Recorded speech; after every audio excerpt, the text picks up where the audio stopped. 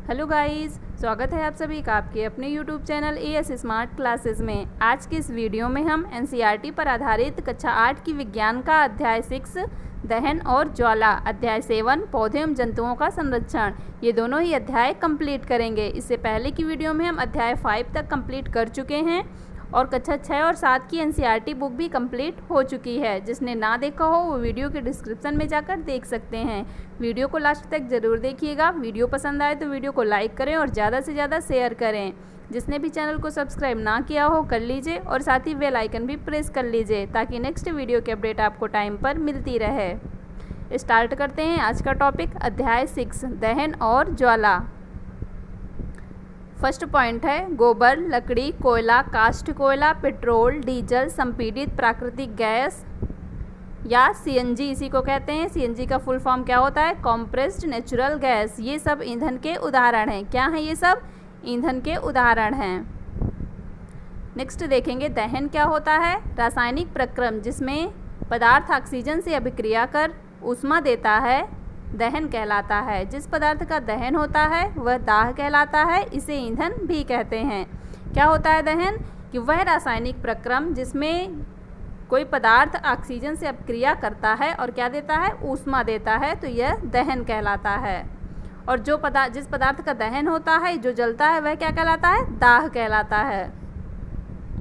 Next point है काष्ठ कोयला वायु में जलकर कार्बन डाइऑक्साइड, ऊष्मा और प्रकाश देता है। क्या क्या देता है? वायु में जलकर काष्ठ कोयला कार्बन डाइऑक्साइड, ऊष्मा और प्रकाश। नेक्स्ट पॉइंट है ईंधन ठोस, द्रव या गैस हो सकता है। ठोस भी हो सकता है, द्रव भी हो सकता है, गैस भी हो सकता है। ईंधन तीनों अवस्थाओं में हो सकता है।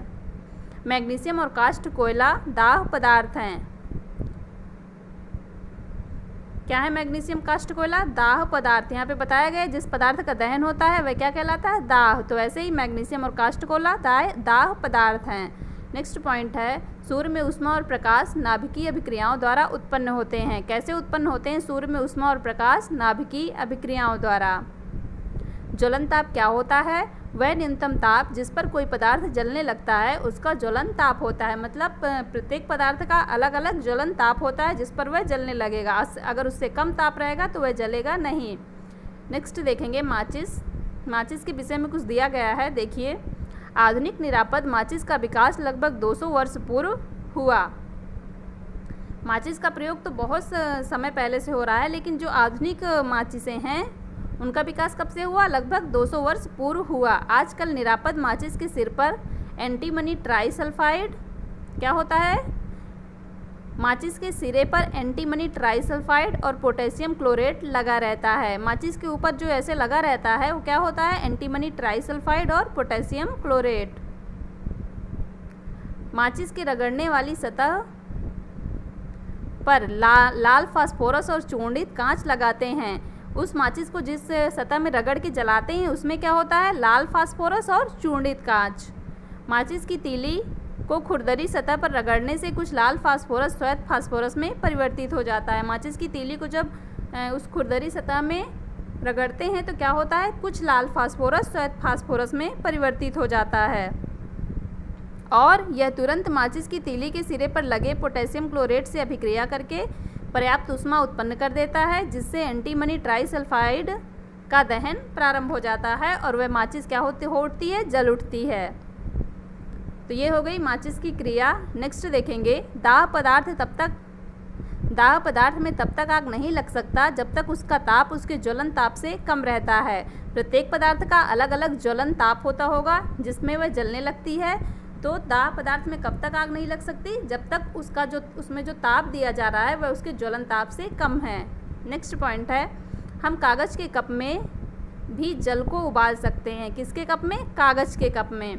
कागज़ के कप को दी जाने वाली ऊष्मा चालन द्वारा जल में चली जाती है। कागज़ के कप में जब नीचे से ऊष्मा देते हैं तो किसके द्वारा जल में जाती है? चालन द्वारा।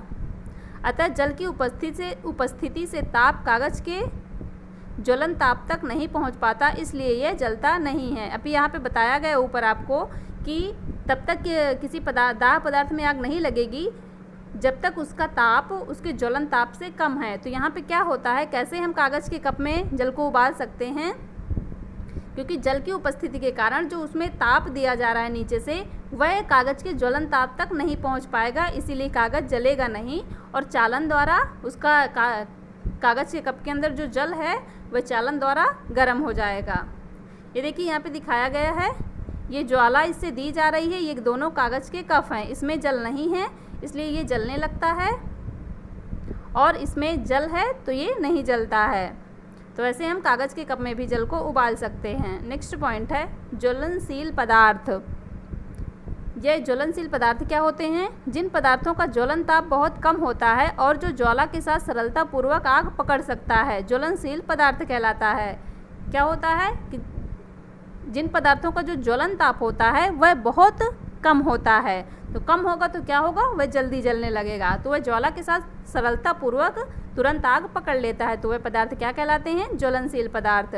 ज्वलनशील पदार्थ के उदाहरण हैं पेट्रोल, अल्कोहल, द्रवित पेट्रोलियम गैस, एलपीजी आदि। एलपीजी लिक्विफाइड पेट्रोलियम गैस, तो ये सभी क्या हैं? ज्वलनशील पदार्थ हैं जो तुरंत ही आग पकड़ लेते हैं, इनका ज्वलन ताप बहुत कम होता है। नेक्स्ट पॉइंट है आग उत्पन्न करने के लिए 3 चीज़ों की आवश्यकता होती है। कौन कौन सी? फर्स्ट हो गई ईंधन, सेकंड हो गई वायु, ऑक्सीजन की आपूर्ति हेतु। वायु की आवश्यकता क्यों होती है? ऑक्सीजन की आपूर्ति हेतु। और ऊष्मा, ईंधन के ताप और उसके ज्वलन ताप से अधिक करने हेतु। तो आग उत्पन्न करने के लिए किन किन चीज़ों की आवश्यकता है? ईंधन की, वायु की और ऊष्मा की, ये 3 चीज़ों की आवश्यकता होती है। नेक्स्ट पॉइंट है कार्बन डाइऑक्साइड से आग बुझाई जाती है। क्या की जाती है? कार्बन डाइऑक्साइड से आग बुझाई जाती है। इसका उपयोग विद्युत उपकरण, पेट्रोल, गैस, ज्वलनशील पदार्थों में लगी आग को बुझाने के लिए किया जाता है। तो कार्बन डाइऑक्साइड क्या हुआ? कार्बन डाइऑक्साइड गैस एक अच्छी अग्निशामक हुई। जैसे जल का प्रयोग करते हैं कुछ आगों को बुझाने के लिए, अगर विद्युत उपकरण या पेट्रोल में आग लगती है तो उसमें जल का प्रयोग करने से कोई असर नहीं होता, बल्कि उससे हानियां भी हो सकती हैं। तो विद्युत और पेट्रोल जैसी ज्वलनशील पदार्थों में लगी आग को किसके द्वारा बुझाते हैं? कार्बन डाइऑक्साइड के द्वारा। नेक्स्ट देखेंगे कार्बन डाइऑक्साइड उच्च दाब पर द्रव के रूप में सिलेंडरों में भरी जा सकती है, जिससे हम कार्बन डाइऑक्साइड की आपूर्ति मिलती है हमें। क्या कार्बन डाइऑक्साइड को कैसे रखा जाता है? उसे उच्च दाब पर द्रव के रूप में सिलेंडरों में भरकर रखा जा सकता है, जिसे जहां कार्बन डाइऑक्साइड की ज़रूरत हो तो उसकी पूर्ति वहां हम कर सकते हैं। नेक्स्ट है कार्बन डाइऑक्साइड को प्राप्त करने का दूसरा तरीका सोडियम बाइकार्बोनेट या इसी को कहते हैं बेकिंग सोडा या पोटेशियम बाइकार्बोनेट जैसे रसायनों के पाउडर को भारी मात्रा में छिड़काव है। क्या होता है कि सोडियम बाइकार्बोनेट या पोटेशियम बाइकार्बोनेट जैसे रसायनों के पाउडर का भारी मात्रा में छिड़काव कर देंगे तो उससे भी क्या होगा? कार्बन डाइऑक्साइड की पूर्ति हो जाएगी। मतलब जहाँ पे विद्युत उपकरण या पेट्रोलियम जैसी आग लगी हो वहाँ पे इनका छिड़काव करने से कार्बन डाइऑक्साइड की पूर्ति हो जाएगी, जिससे वहाँ की आग बुझाने में सहायता मिलेगी। नेक्स्ट पॉइंट है दहन के प्रकार हैं तीव्र दहन, स्वतः दहन। तीव्र दहन क्या होता है? जब गैस तेजी से जलने लगती है तथा ऊष्मा और प्रकाश उत्पन्न करती है, तो इस प्रकार का दहन क्या कहलाता है? तीव्र दहन कहलाता है। देखेंगे स्वतः दहन क्या होता है? फास्फोरस जैसे कुछ पदार्थ हैं जो कमरे के ताप पर वायु में जल उठते हैं। ऐसा दहन जिसमें पदार्थ बिना किसी प्रत्यक्ष कारण के अचानक लपटों के साथ जल उठता है, स्वतः दहन कहलाता है। क्या होता है स्वतः दहन? मतलब खुद से जल उठना, उसमें कोई क्रिया नहीं की जा, मतलब उसमें कुछ क्रिया नहीं किया जा रहा है, वो खुद ही कमरे के तापमान पर जल उठते हैं। जैसे यहाँ पे फास्फोरस स्वयं ही कमरे के ताप पर वायु में जल उठा, ऐसे ही वह पदार्थ जो बिना किसी प्रत्यक्ष कारण के अचानक लपटों के साथ जल उठते हैं तो वह क्या कहलाते हैं? स्वतः दहन कहलाता है। नेक्स्ट पॉइंट है जब पटाखे को जलाते हैं तो एक आकस्मिक अभिक्रिया होने से ध्वनि, ऊष्मा, प्रकाश पैदा होती है। पटाखे को जलाते समय क्या क्या उत्पन्न होता है? तेजी से ध्वनि भी होती है, ऊष्मा उत्पन्न होती है और प्रकाश उत्पन्न होता है। इससे बनी गैसें बड़ी मात्रा में निकलती हैं।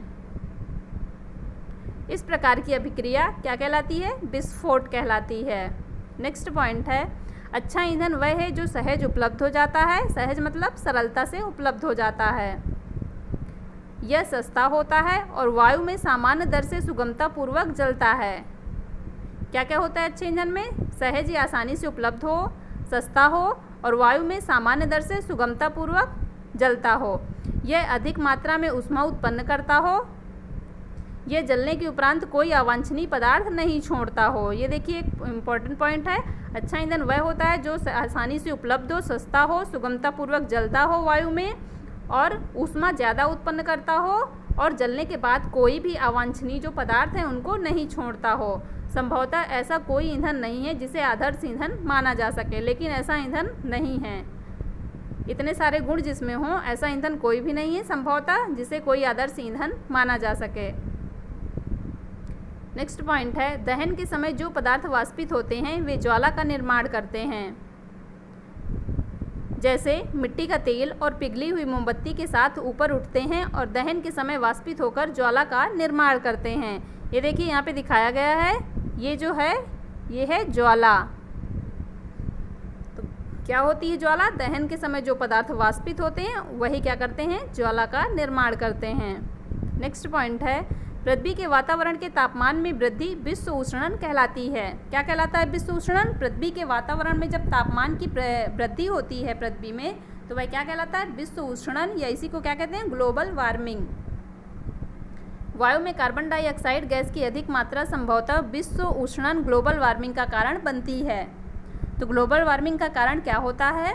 वायु में जब कार्बन डाइऑक्साइड की मात्रा अधिक हो जाती है तो वह उसी से क्या होता है? ग्लोबल वार्मिंग का कारण वही होता है। नेक्स्ट पॉइंट है, कोयला और डीजल के दहन से सल्फर डाइऑक्साइड गैस निकलती हैं। आगे देखेंगे, सल्फर और नाइट्रोजन के ऑक्साइड वर्षा में घुल जाते हैं तथा अम्ल बनाते हैं। ऐसी वर्षा अम्ल वर्षा कहलाती है जो फसलों, भवनों और मृदा के लिए बहुत हानिकारक होती है। अम्ल वर्षा क्या होती है कि सल्फर और नाइट्रोजन के ऑक्साइड जो होते हैं जब वे वर्षा में घुल जाते हैं तो उसी से क्या बनते हैं? अम्ल बनते हैं और ऐसी वर्षा क्या कहलाती है? अम्ल वर्षा कहलाती है और यह हानिकारक होती है। नेक्स्ट पॉइंट है, मोटर वाहनों में ईंधन के रूप में डीजल और पेट्रोल का स्थान अब सीएनजी संपीड़ित प्राकृतिक गैस ले रही है, क्योंकि सीएनजी सल्फर और नाइट्रोजन के ऑक्साइडों का उत्पादन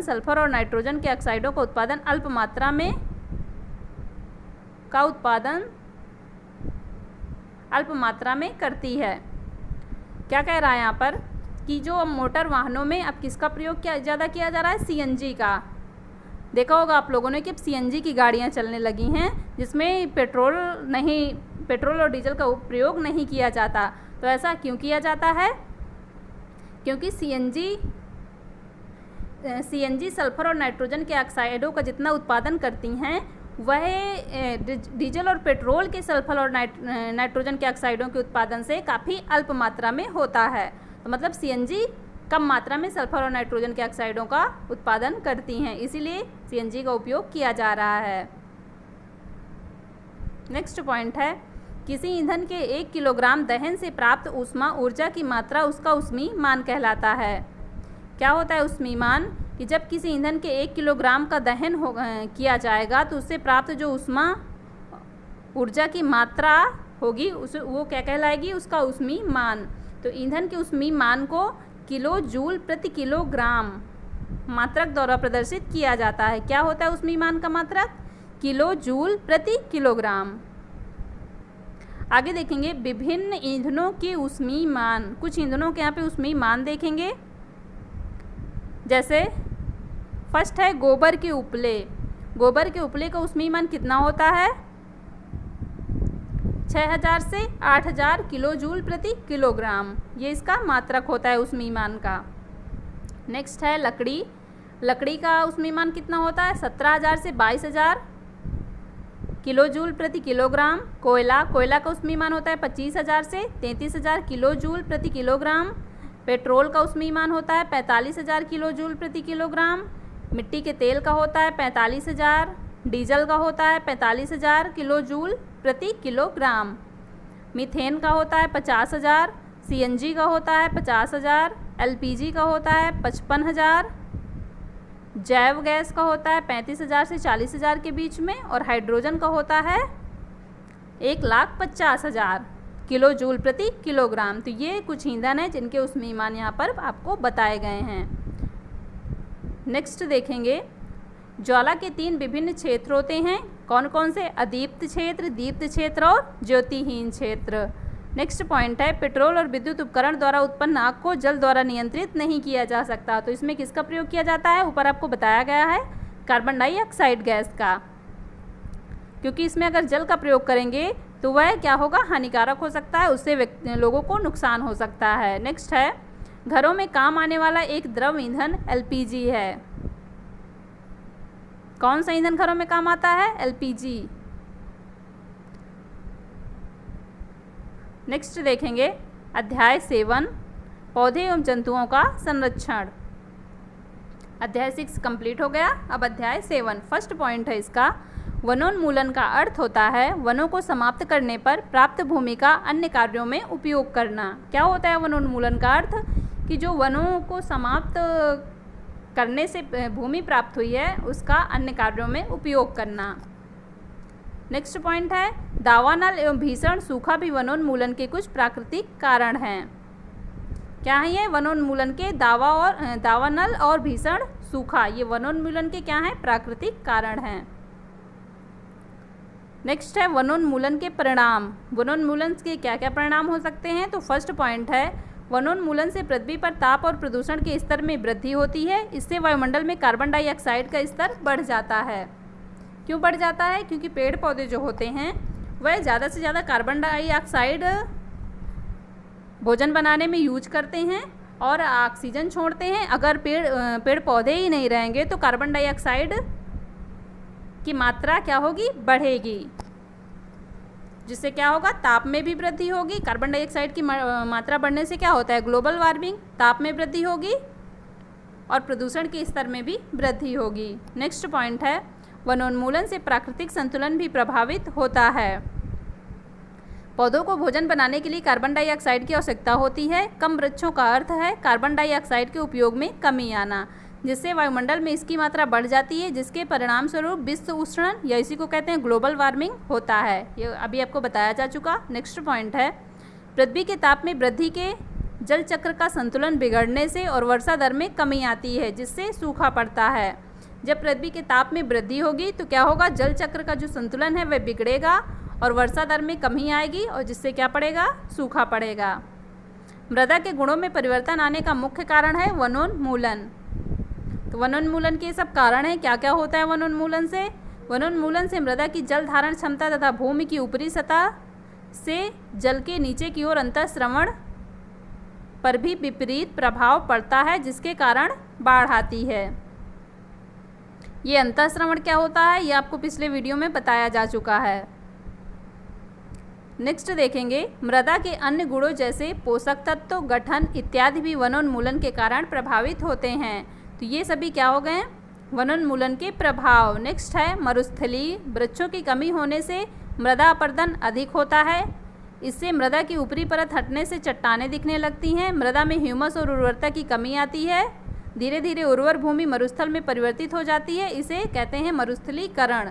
ये सब क्या हो गए? वनों के ह्रास के परिणाम। क्या क्या होगा अगर वनों का उन्मूलन किया जाएगा तो? नेक्स्ट पॉइंट है जैवमंडल। जैवमंडल क्या होता है? जैवमंडल पृथ्वी का वह भाग है जिसमें सजीव पाए जाते हैं और जो जीवन यापन के योग्य हैं। क्या है जैवमंडल? पृथ्वी का वह भाग जिसमें सजीव पाए जाते हैं और जहाँ पर जीवन यापन के जो जगह योग्य है। नेक्स्ट पॉइंट है जैव विविधता का अर्थ है पृथ्वी पर पाए जाने वाले विभिन्न जीवों की प्रजातियां, उनके पारस्परिक संबंध, पर्यावरण से उनका संबंध। तो ये हो गया जैव विविधता और जैव मंडल। नेक्स्ट पॉइंट है वनस्पति जात और प्राणी जात और अनेक आवासों के संरक्षण हेतु संरक्षित क्षेत्र चिन्हित किए गए हैं, जिन्हें अभयारण्य, राष्ट्रीय उद्यान और जैव मंडल आरक्षित क्षेत्र कहते हैं। वन्य जंतु अभयारण्य, राष्ट्रीय उद्यान, जैव मंडल आरक्षित क्षेत्र इत्यादि पौधे एवं जंतुओं के संरक्षित एवं सुरक्षित क्षेत्र हैं। अभयारण्य, राष्ट्रीय उद्यान, जैव मंडल, संरक्षित क्षेत्र, ये सभी क्या हैं? पौधे एवं जंतुओं के लिए संरक्षित और सुरक्षित क्षेत्र हैं, जहाँ पर पौधे एवं जंतुओं को रखा जाता है। तो फर्स्ट है अभयारण्य। अभयारण्य क्या होता है? वह क्षेत्र जहाँ जंतु और उनके आवास किसी भी प्रकार के विक्षोभ से सुरक्षित रहते हैं। क्या होता है अभयारण्य? कि वह क्षेत्र जहाँ पर जो जंतु होते हैं और उनके आवास होते हैं वह किसी भी प्रकार के विक्षोभ से सुरक्षित रहते हैं, वहाँ पर उन्हें कोई खतरा नहीं रहता है। राष्ट्रीय उद्यान क्या होता है?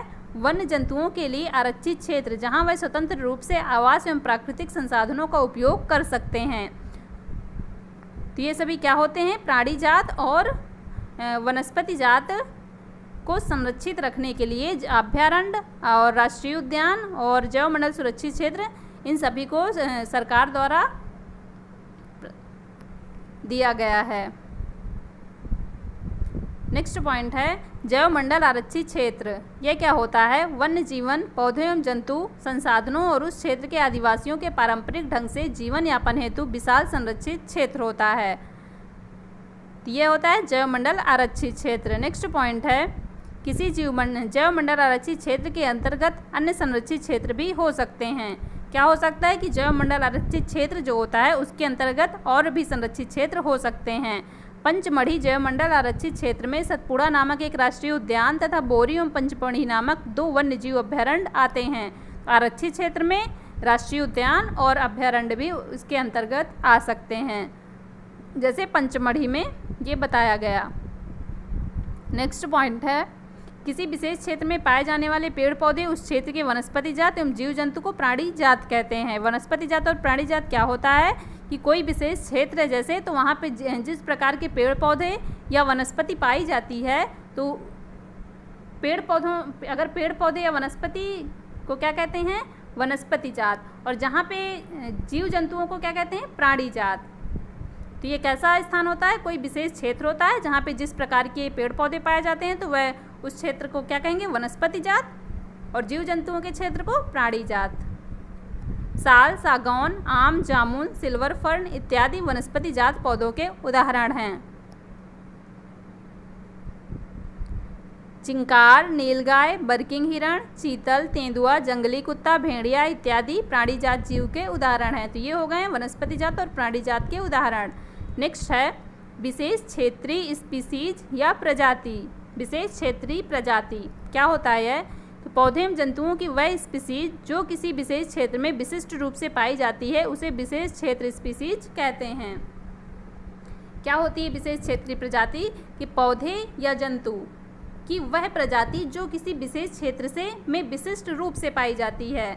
जैसे किसी क्षेत्र में कोई पौधे हैं वह विशिष्ट रूप से किसी क्षेत्र में पाए जाते हैं तो उसे क्या कहेंगे? उस पौधे के लिए विशिष्ट क्षेत्र कह देंगे। फर्स्ट पॉइंट है किसी विशेष क्षेत्र का पौधा या जंतु किसी विशेष क्षेत्र, राज्य अथवा देश के किसी विशेष क्षेत्रीय हो सकते हैं। जैसे पंचमढ़ी जैवमंडल आरक्षित क्षेत्र में स्थित साल और जंगली आम के वृक्ष विशेष क्षेत्रीय वनस्पति हैं।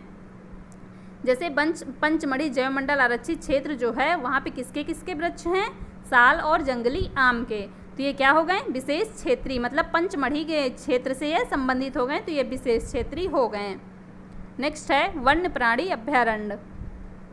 ऐसे क्षेत्र जहाँ वन्य प्राणी सुरक्षित एवं संरक्षित रहते हैं वह कहलाता है वन्य प्राणी अभयारण्य। नेक्स्ट पॉइंट है संकटापन्न जंतु। ये क्या होते हैं? वे जंतु जिनकी संख्या एक निर्धारित स्तर से कम होती जा रही है और वे विलुप्त हो सकते हैं, तो क्या कहलाते हैं? संकटापन्न जंतु कहलाते हैं। ऐसे जंतु जिनकी संख्या निर्धारित स्तर से कम होती जा रही है और क्या होते जा रहे हैं? वह धीरे धीरे विलुप्त होते जा रहे हैं, तो उन्हीं को कहते हैं संकटापन्न जंतु।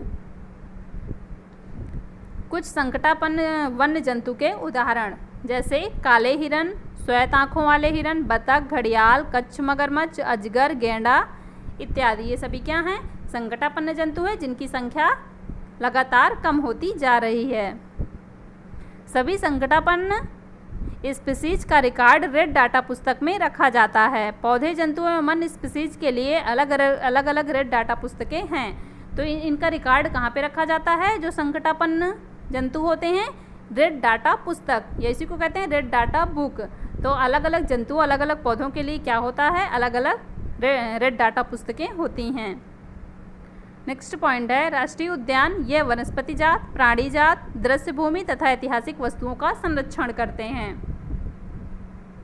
जो राष्ट्रीय उद्यान होते हैं वह इनका संरक्षण करते हैं।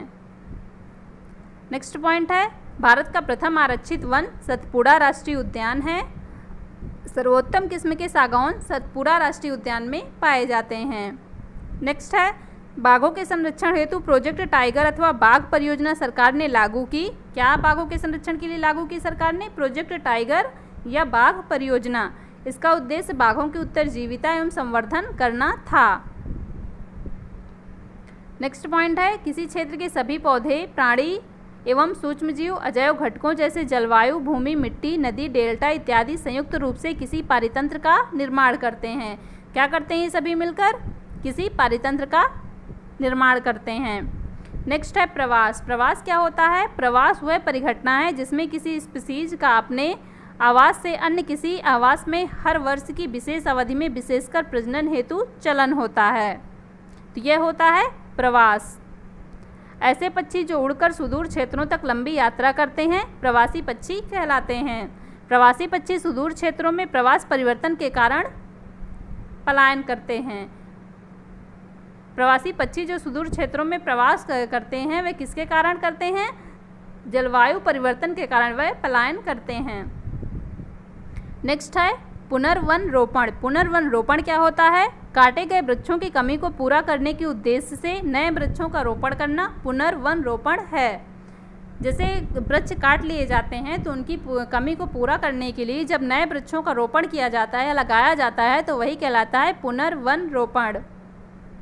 नेक्स्ट है भारत में विश्व की संकटापन्न स्पीसीज की संख्या या संकटापन्न प्रजातियों की संख्या कितनी है? 172 है, जो विश्व की संकटापन्न स्पीसीज का 29% है। विश्व के 12 बड़े जैव विविधता वाले देशों में भारत का स्थान कौन सा है? 6वां स्थान है। तो जैव विविधता की दृष्टि से भारत का स्थान 6वां है। नेक्स्ट पॉइंट है विश्व में जंगली बाघों की आधी से अधिक संख्या भारत में पाई जाती है। इसी प्रकार 65% एशियन हाथी, 85% एक सींग वाले गैंडे और 100% एशियन शेर भारत में ही पाए जाते हैं। एशियन शेर कितने पाए जाते हैं? एशियन शेर पूरे 100% भारत में ही पाए जाते हैं। आज के चैप्टर कंप्लीट हुए।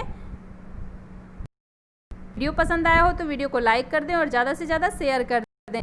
जिसने भी चैनल को सब्सक्राइब ना किया हो कर लीजिए और साथ ही बेल आइकन भी प्रेस कर लीजिए ताकि नेक्स्ट वीडियो की अपडेट आपको टाइम पर मिलती रहे। मिलते हैं नेक्स्ट वीडियो पे नेक्स्ट चैप्टर के साथ। Thank you so much guys.